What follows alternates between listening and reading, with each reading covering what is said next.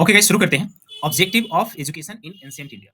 क्या क्या ऑब्जेक्टिव है एंशिएंट इंडिया का, इसके बारे में हम जानना शुरू करते हैं। और आई होप कि कल का जो भी क्लासेस है तो मैंने समराइज तो कर दिया है, लेकिन आप लोगों ने भी अपना समरी बना लिया होगा कल के क्लास का, और उम्मीद करते हैं कि कल की चीजें आपको याद होंगी। ऑब्जेक्टिव्स में क्या क्या है उसको एक बार हम देख लेते हैं, ठीक है ना। तो सबसे पहली बात यहाँ है कि 4 पॉइंट्स आपको यहाँ पे देखने हैं, और ये 4 पॉइंट्स हिंदी माध्यम वाले पहले आप देख लो। पहले आप देख लो, पहला जो यहाँ पे हम देखने वाले हैं, ठीक है ना। तो प्राचीन शिक्षा में शिक्षा के उद्देश्य बहुआयामी यानी कि मल्टी डायमेंशनल होते थे, ठीक है ना। जो शिक्षा दी जाती थी प्राचीन भारत में, यूं कहा जाए तो प्राचीन भारत में या एंशिएंट इंडिया में जो भी शिक्षा दी जाती थी उसके जो ऑब्जेक्टिव थे वो मल्टी डायमेंशनल थे, यानी कि हर एक डायमेंशन में शिक्षा दिया जाता था। भिन्न भिन्न क्षेत्रों में एजुकेशन दिए जाते थे। ऐसा नहीं था कि सिर्फ हम योग के बारे में सिखा रहे हैं, ऐसा नहीं है कि सिर्फ हम संस्कृत के बारे में बात कर रहे हैं, ऐसा नहीं है कि हम सिर्फ और सिर्फ ज्ञान के बारे में मतलब कि ज्ञान विद्या के बारे में बात कर रहे हैं। नहीं, हर एक जगह पे हम लोग हर एक सेक्टर में मल्टी डायमेंशनल था। कहने का सेंस ये है कि हम लोग यहाँ पे सोसाइटी के बारे में भी देख रहे हैं, ठीक है ना। अध्यात्म के बारे में पढ़ाई कर रहे हैं, सामाजिक ज्ञान के बारे में पढ़ाई कर रहे हैं, व्यक्तिगत विकास कैसे करना इसके बारे में हम पढ़ाई कर रहे हैं, ठीक है ना। तो ये क्या है इसको पहले हम समझते हैं। अभी का जब आप जो भी एजुकेशन सिस्टम आप देखते हो, ठीक है ना, अभी का जो एजुकेशन सिस्टम है इसमें आप क्या पाते हो, अभी आप क्या क्या चीजें देखते हो, कोई बताएगा आज के एजुकेशन सिस्टम में क्या क्या चीजें आप देखते हो, कोई बताना चाहेगा? यस अनीता जी बोलिए। सर कंप्यूटर से रिलेटेड जो चीजें हैं, इंटरनेट है, मतलब कंप्यूटर सिस्टम पे काम करना, मोबाइल में मीडिया वगैरह, ये सब चीजें। कंक्लूड करूं मैम, हो गया? या ओके,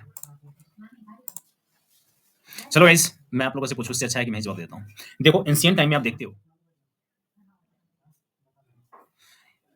एंशिएंट टाइम में आप देखते हो, तो एंशिएंट टाइम में आप देखते हो कि हाँ, अध्यात्म के बारे में स्टडी करवाई जा रही है, सामाजिक सामाजिक ज्ञान के बारे में स्टडी करवाई जा रही है, और व्यक्तिगत विकास के बारे में स्टडी करवाई जा रही है। कहने का सेंस ये है कि आप अगर आप शिक्षा प्राप्त कर रहे हो तो आपके अंदर होलिस्टिक डेवलपमेंट हो। ऐसा ना हो कि हाँ सिर्फ आपने शिक्षा प्राप्त कर लिया है, आपके पास शिक्षा तो आ गया है, आपने पढ़ाई लिखाई तो कर लिया है, लेकिन उसका कोई यूटिलाइजेशन ही नहीं है, वेस्टेज है आपके लिए। समझ रहे हो ना। तो वैसे एजुकेशन नहीं दिए जाते थे आपको, उस समय ऐसे एजुकेशन दिए जाते थे जिसका लाइफ लॉन्ग इस्तेमाल आप कर सकते थे। इवन यहाँ तक कि जब तक इंसान जीवित रहेगा तब तक उसका इस्तेमाल कर सकता था, वैसे एजुकेशन दिए जाते थे। चाहे वो आपका अध्यात्म के बारे में दिया जा रहा हो, या सामाजिक ज्ञान के बारे में दिया जा रहा हो, या व्यक्तिगत विकास के बारे में दिया जा रहा हो। तो जिस जिस प्रकार की शिक्षाएं दी जा रही थी उसका इस्तेमाल वो लॉफ लाइन मतलब कि जब तक वो जीवित है तब तक वो कर सकते थे। आज के समय में जो शिक्षा दी जाती है आज के समय में, दोनों को हम जोड़ करके एक साथ देखेंगे। एंशिएंट टाइम में आप देखोगे तो बहुत बड़े बड़े ऋषि होते थे, मुनि होते थे, बहुत बड़े बड़े ज्ञानी लोग होते थे जो ग्रंथ के बारे में लिखते थे। आप देखते हैं कि बहुत बड़े बड़े राजा सभी को संग्रह देते थे, वो उनके दरबार में जाते थे, बैठते थे, बताते थे। इवन यहाँ तक कि जब अकबर का दरबार के बारे में सुनोगे तो आप कहोगे कि हाँ उसके पास देखो कितने रत्न हुआ करते थे, बीरबल वगैरह उनके दरबार में बैठते थे। समझ रहे हो कि नहीं। वैसे ही समुद्रगुप्त जी के बारे में पढ़ोगे तो आपको पता चलेगा कि उनके भी दरबार में बहुत सारे महानुभाव, बहुत सारे बुद्धिजीवी वर्ग रहते थे, ठीक है।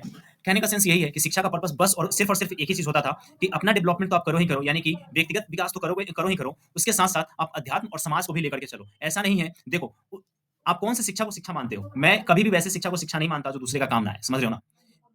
आपकी शिक्षा प्राप्त करने का पर्पस सेल्फ डेवलपमेंट तो होना ही चाहिए, लेकिन इसके अलावा उस शिक्षा से किसी और को भी लाभ पहुंचना चाहिए, ठीक है। नहीं तो वो तो वही वाली बात हो गई कि हाँ मैंने मतलब कि अपने अंदर एक समुद्र भर रखा है और उसको बाहर निकाल नहीं रहा, तो जाहिर सी बात है कि एक न एक दिन तो सरना ही है उसे। समझ रहे हो ना। अगर पानी है, पानी अगर नहीं बहेगा तो जहां पे भी रुका वो खत्म होगा। समझ रहे हो ना। उसके अंदर बैक्टीरिया वायरस वगैरह कुछ लगेंगे और वो डिजॉल्व हो जाएगा, खत्म हो जाएगा। समझ रहे हो। उसी तरीके से है ज्ञान, अगर आप इस ज्ञान को नहीं फैलाओगे, इसका बार बार रिविजन नहीं करोगे, लोगों के बीच में बातचीत नहीं करोगे, आप इसको नहीं बढ़ाओगे तो फिर वो डिस्ट्रॉय हो जाएगा, ठीक है ना। तो इस तरीके से शिक्षा दी जाती थी प्राचीन टाइम में, आज भी दी जाती है। समझ रहे हो। लेकिन उस समय की शिक्षा में आज की शिक्षा में जमीन आसमान का फर्क है। कैसे फर्क है उसको हम लोग देखेंगे, बट अभी हमें सिर्फ और सिर्फ प्राचीन भारत की शिक्षा के उद्देश्य के बारे में जानना है, तो अभी हम यहीं पे रहेंगे, अभी भटकेंगे नहीं। अभी जो ऑफलाइन ऑनलाइन या कंप्यूटर, ये सब बहुत बात की बात है, इसके ऊपर अभी हम बात ही नहीं करेंगे, चर्चा ही नहीं करेंगे। समझ रहे हो ना। अभी हम लोग कहीं और है, किसी और पॉइंट पे है, ठीक है। यहाँ पे एक प्रोफेसर है, प्रोफेसर एम चत्युतन चत्युतन इस शिक्षा के, इन्होंने शिक्षा के 3 उद्देश्यों के बारे में लिखा है। 3 उद्देश्य क्या है शिक्षा का, वो जरा देख लो। ज्ञान का प्राप्ति या ज्ञान की प्राप्ति, सामाजिक और धार्मिक कर्तव्यों की उत्कृष्टता, चरित्र का प्रोत्साहन, और स्व साक्षात्कार और मोक्ष, ठीक है ना। देखो गाइस, जिस इंसान के अंदर ये 4 चीजें नहीं है, समझो वो इंसान है ही नहीं। समझ रहे हो ना। समझो इंसान ही नहीं है, बस इंसान का उसे जिस्म मिल गया है, और इस जिस्म में, इस शरीर में, इस चमड़े के अंदर वो कुछ और ही है। समझ रहे हो ना। आपके पास नॉलेज होना चाहिए, विजडम होना चाहिए, ठीक है ना। और एंशिएंट टाइम में भी इस पे ध्यान दिया जाता था कि अगर आपने कोई भी शिक्षा ग्रहण किया है, ठीक है ना, तो उसका ऑब्जेक्टिव जो होना चाहिए वो फंडामेंटल होना चाहिए, ठीक है ना। यहाँ पे देखो, प्राचीन भारत में शिक्षा का एक मौलिक उद्देश्य ज्ञान की प्राप्ति था, ठीक है ना। ज्ञान की प्राप्ति, विजडम प्राप्त करना था। इसमें केवल संसारिक ज्ञान के अलावा धार्मिक और दार्शनिक ज्ञान भी शामिल थे। इसको मेरे को समझाने की आवश्यकता बिल्कुल नहीं। प्राचीन भारत में शिक्षा का उद्देश्य सामाजिक जिम्मेवारी और नैतिक आचरण की भावना डालना था। जरा देखो कितनी बड़ी बड़ी बातें हैं। सामाजिक जिम्मेवारी और नैतिक आचरण, इंग्लिश माध्यम वाले देख लो यहाँ पे, ठीक है ना। Sense of social responsibility and ethical conduct, ठीक है ना। ये देखो जो एथिकल कंडक्ट है ना, जो एथिक्स है। गाइस क्या क्लास स्टक हो गया? सर चल रहा है सर। मैं नहीं दिख रहा हूँ? सर दिख रहा है। आप में दिख रहा है। क्लास स्टक हो गया क्या? नहीं सर, आप दिख रहे हैं। Fine guys, fine. सर आपकी आवाज आ रही। Everything is fine guys?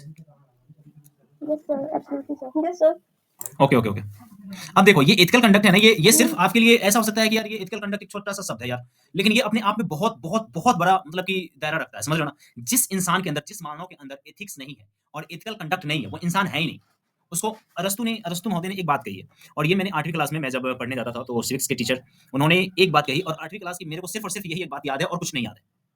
Civics का और कोई चीज याद है तो यही याद है, क्योंकि उन्होंने कहा था कि अगर कोई इंसान है, ठीक है ना, अगर कोई इंसान या मनुष्य है और वो समाज में रह रहा है, तो समाज से उसको जरूरतें पड़ेंगी।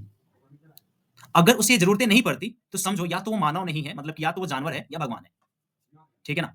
जानवर और भगवान को मतलब नहीं है, लेकिन अगर आप इंसान हो, सोसाइटी में रहते हो, तो आपको जरूरत पड़ेगी इंसान की, समझ रहे हो? तो ये है एथिकल कंडक्ट या एथिक्स। अगर आप मैं आपका हेल्प नहीं कर सकता, ठीक है ना, आप मेरा हेल्प नहीं कर सकते, समझ रहे हो? तो फिर मानव होने का क्या ही फायदा यार? अगर किसी का अगर आपसे हेल्प हो रहा है, ठीक है ना, ऐसा नहीं है कि हेल्प, आजकल का जो समय है ना, देखो अभी क्या है ना कि आजकल के समय में अगर कहोगे ना किसी को कि गाइस मेरे को हेल्प चाहिए, उसको डायरेक्ट उसके माइंड में एक बात क्लिक करेगा, ये कहीं मेरे से पैसा ना मांग ले। समझ रहे हो? डायरेक्ट उसके माइंड में यही क्लिक करता है कि हो सकता है कि कह रहा है हेल्प कर दो, जरूर कहीं कुछ इसका लोचा होगा। जबकि मैं जेन्युइन बताऊं गाइस, तो कभी कभी इंसान से अगर बात भी कर लो तो उसके दुख दर्द कम हो जाते हैं, समझ रहे हो?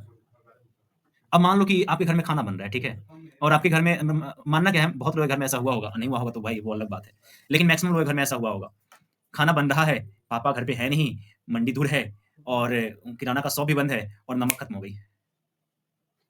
कहोगे ना जाओ पड़ोस वाली आंटी से लेके आ जाओ नमक, ठीक है ना, डाल लो, कल दे देंगे।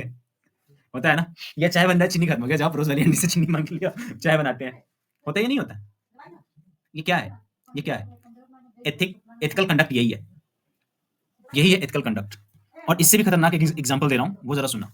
किसी के घर में अगर कोई बहुत ही अनहोनी वाली घटना घट जाती है, वो तो नहीं बुलाता किसी को, एज ए ह्यूमन होने के नाते आप जाते हो या नहीं जाते? जाते हो ना? तो यही बात कही जा रही है कि भाई ये जो सोशल और रिलीजियस ड्यूटी है ना, इसका ज्ञान, इसका बिहेवियर, इसका एथिक्स, इसका नॉर्म्स होना लोगों में बहुत आवश्यक है, और ये होना ही चाहिए, और ये भी हमारी शिक्षा का पार्ट है। देखो यार कितना जबरदस्त एजुकेशन दिया जाता था एंशिएंट टाइम में, जरा सोचोगे और डीप में जब घुसोगे तब समझ में आएगा। साइंस के बारे में स्टडी करवाई जा रही है भाई, मैथमेटिक्स के बारे में, लिटरेचर के बारे में, आर्ट के बारे में, ठीक है ना, फिलॉसफी के बारे में, समझ रहे हो? वहीं यहाँ पे सोशल और रिलीजियस देखोगे तो यहाँ पे ड्यूटी ऑफ धर्म के बारे में पढ़ाया जा रहा है। उसके बाद आपको यहाँ पे देखो एथिकल बिहेवियर्स के बारे में पढ़ाया जा रहा है, कम्युनिटी में आपका रोल कैसे होना चाहिए इसके बारे में आपको पढ़ाया जा रहा है। उसके बाद प्रमोशन ऑफ कैरेक्टर। अरे भाई आज के समय में तो इसी की कमी है। कोई व्यक्ति, मैं इसको बार बार कहता हूँ इस शब्द को, कोई व्यक्ति कहेगा कि आपका कैरेक्टर, वो इंसान देखना, अगर आप ही को कह रहे हैं आपका कैरेक्टर, आपका बाय डिफॉल्ट आपका माइंड पता है क्या कहेगा? अच्छा तुम क्या कहना चाहते हो, मेरा कैरेक्टर खराब है। आपने सामने वाले को बोलने का मौका ही नहीं दिया, आपने खुद ही जज कर लिया कि मेरा कैरेक्टर खराब है। समझो इस बात को। 100 में 99% लोग अगर आप कह दो ना कि आपका कैरेक्टर, और इतना कह के छोड़ दो, फिर कहोगे भैया आपने क्या सोचा? यार मैंने तो यही सोचा कि तुम पता नहीं मेरे कैरेक्टर के ऊपर क्या सोच रहे हो, अच्छा तो नहीं सोच रहे होंगे। समझो बात को, समझ रहे हो? जबकि सामने वाला अगर लिख देना धोखे से, कोई मैसेज में टाइप कर दे यार योर कैरेक्टर, बस डॉट डॉट डॉट, फिर देखो तमाशा, फिर तो हो गया भैया। ये जो भी ये चल रहे ना ये सप्ताह वैसे भी खराब हो जानी है उसके, ठीक है ना? तो उस समय क्या किया जाता था कि भैया हम आपको होलिस्टिक ज्ञान तो दे रहे हैं, आपको विजडम के बारे में बता ही रहे हैं, साइंस, मैथ, फिलॉसफी के बारे में आपको पढ़ा ही रहे हैं, रिलीजन, एथिक्स के बारे में आपको पढ़ा ही रहे हैं, लेकिन इन सबको पढ़ाने के बाद भी मैं आपको वो चीज पढ़ाऊंगा जिसकी आवश्यकता है, वो है प्रमोशन ऑफ कैरेक्टर। तो कैरेक्टर का फॉर्मेशन कैसे हो सकता है, आप कैसे बेस्ट बन सकते हो, आप किसी के लिए कैसे सहानुभूति रख सकते हो, आप किसी के मतलब कि आप आपके अंदर ह्यूमैनिटी कैसे आ सकता है, कंपैशन कैसे आ सकता है, सेल्फ डिसिप्लिन कैसे आ सकता है, अपने शब्दों पे कंट्रोल कैसे हो सकता है, दूसरे के दर्द को या मोरल कैरेक्टर को आप कैसे समझ सकते हो। एक बात बताओ यार, अगर आपकी उंगली कट जाए तो जो दर्द आपको होगा, तो सामने वाले की भी उंगली कटेंगे तो दर्द उसको भी तो वैसा ही होगा ना।